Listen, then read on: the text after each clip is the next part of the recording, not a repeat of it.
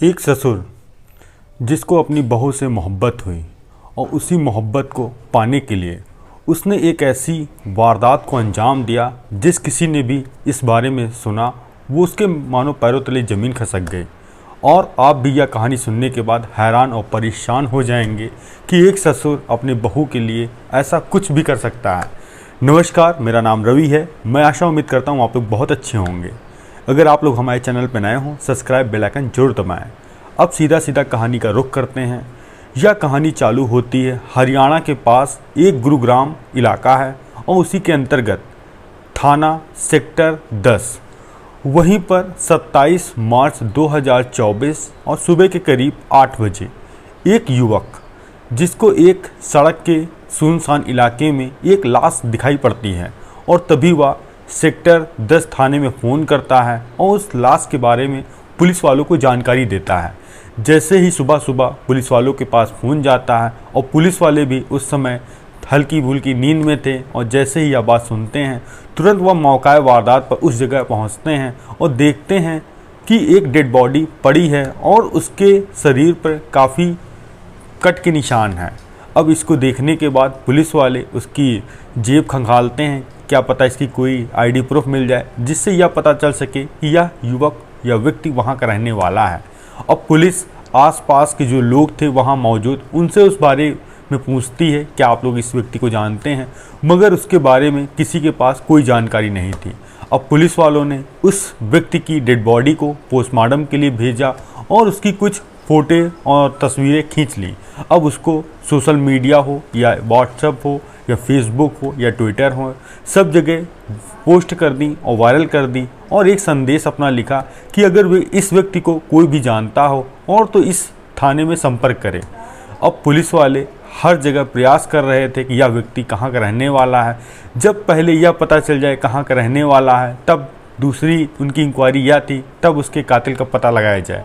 अब यह सब पुलिस कर रही थी, तभी एक व्यक्ति जो कि थाने में फ़ोन करता है, कहता है कि यह व्यक्ति जो कि सेक्टर 10 है उसी के पास ही एक फ्लैट है, वहीं पर रहता है। अब पुलिस वाले तुरंत उस बताए हुए व्यक्ति की जगह पर पहुंचते हैं और जाकर देखते हैं कि उस फ्लैट में जहां पर उसका कमरा था वहां पे ताला लगा है। अब पुलिस वाले आसपास के जो लोग थे घर में उनसे पूछते हैं कि यह व्यक्ति कौन है और कहाँ का रहने वाला है और इस व्यक्ति को आप लोग जानते हैं। तो कहते हैं यह व्यक्ति सुधीर है जो कि यहाँ पर रहकर ऑटो ड्राइवरी करता है और जो कि उत्तर प्रदेश का कन्नौज का रहने वाला है। अब जैसे ही यह बात पुलिस वालों को पता चलती है, पुलिस की कुछ टीमें उत्तर प्रदेश कन्नौज जाती हैं और अब पूछताछ करती हैं और उसकी फ़ोटो दिखाती हैं घर वालों को।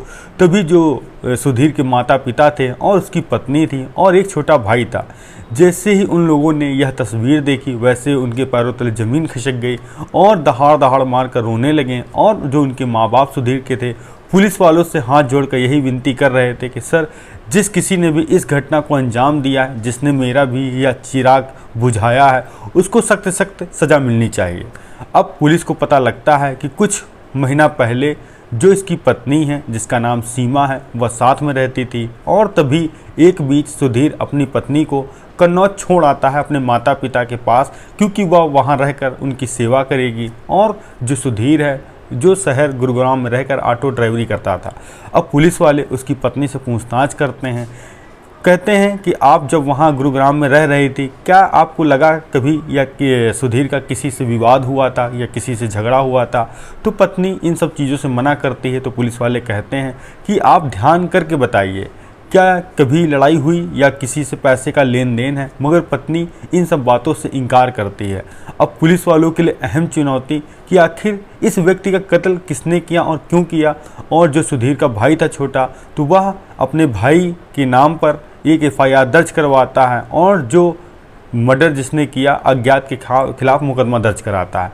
अब जैसे ही पुलिस के पास तहरीर उसके भाई की गई, अब पुलिस वालों को ऊपर और दबाव बना और उन्होंने पता लगाया कि आखिर इस व्यक्ति का कातिल कौन है। अब पुलिस पहुंचती है गुरुग्राम, जो कि सुधीर जहां रहता था, वहां पर आसपास के लोगों से पूछताछ करती है।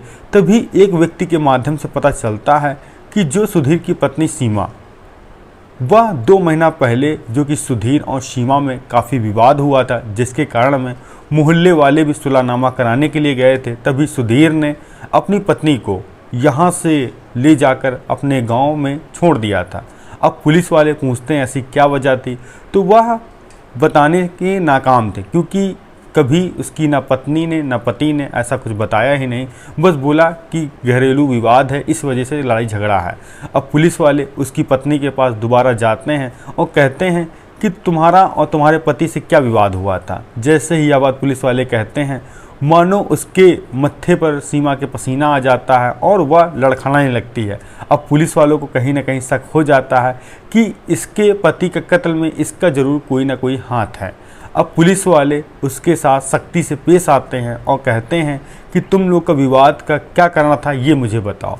अब वह टूटती है, रोने लगती है। तो एक ऐसा सच निकल कर सामने आता है जिसको सुनने के बाद उसके पुलिस वाले और जो उसके सास ससुर थे और जो भाई था, उसका देवर था, उसके मानो पैरों तले ज़मीन खिसक जाती है। तभी कहती है कि हमारी और सुधीर की आज से लगभग 17 साल पहले शादी हुई थी। शादी हो जाने के बाद एक बेटा था जिसकी उम्र अब 14 से 15 साल है।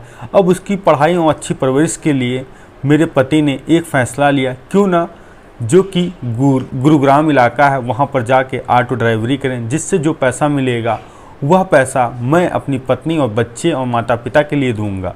तभी सुधीर निकलता है गुरुग्राम में और मेहनत मजदूरी करके और जो पैसा मिलता था वो अपनी बच्चों को देता था।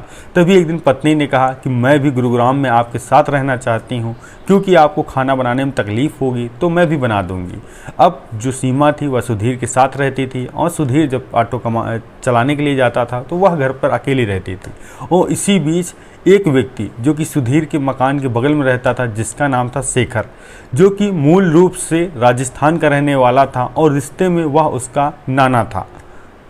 अब जब घर पर सुधीर नहीं होता था तो शेखर किसी न किसी काम से सीमा के पास आता था। आने के साथ साथ दोनों में इतनी ज़्यादा नज़दीकी बढ़ गई कि उसको पति अपना बेकार लगने लगा और जो शेखर था उससे वह मोहब्बत कर बैठी और उस युवक की उम्र 25 साल। अब वह रिश्ते में सुधीर का नाना और उसकी पत्नी का प्रेमी बन चुका था। अब जब सुधीर घर से बाहर होता तो वह शेखर घर पर आकर रंगरेलियाँ मनाता था और उसके साथ अय्याशी करता था। तभी मोहल्ले वालों ने एक दिन सुधीर से शेखर और उसकी पत्नी के रिश्ते के बारे में बताया तो सुधीर ने नज़र रखी और एक दिन अचानक दोपहर में आकर अपने घर पहुंचता है। देखता है शेखर और उसकी पत्नी दोनों लोग अवैध संबंध में हैं। तभी शेखर को डांट के घर से भगा देता है और अपनी पत्नी को हिदायत देता है कि आज के बाद तुम उसके साथ दिखी तो मैं तुमको गांव छोड़ाऊंगा। और तभी 10 से 15 दिन के बाद वह शेखर से चुपके से बात कर रही थी। तभी पति सुनता है।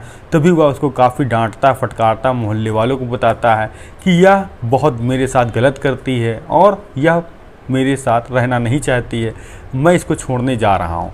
और तभी अपनी पत्नी को वह उसका नौच छोड़ आता है। इसके बाद अब जो पत्नी उसकी गांव जा चुकी थी, अब उसको कहीं ना कहीं अपने प्रेमी की तलाश थी कि अब कैसे मिला जाए। तभी वह वहाँ बैठकर एक प्लान बनाती है और कहती है कि मेरे पति को रास्ते से हटा दो, जिसके बाद मैं तुम्हारी हो जाऊंगी, तुमसे शादी कर लूँगी।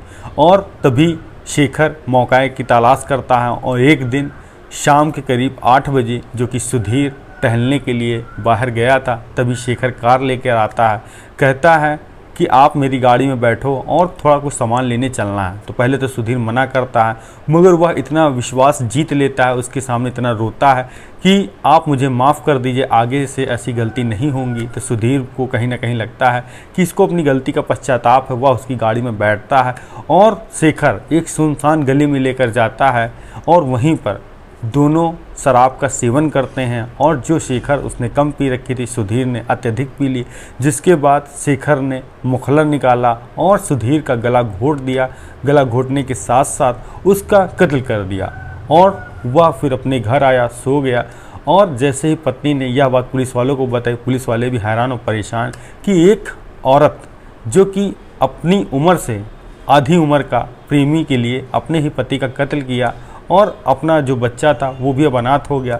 पति जो कि अब दुनिया में नहीं रहा और पत्नी जो अब जेल में है और एक बेटा जो कि अब अपने दादी बाबा के साथ है। यह कहानी सुनाने को उद्देश्य किसी को परेशान करना नहीं, बल्कि आप लोग जागरूक करना है। सावधान रहें, सतर्क रहें और अवैध संबंध से बचते रहें। मिलते हैं नई कहानी में नई शुरुआत का। जय हिंद, जय भारत।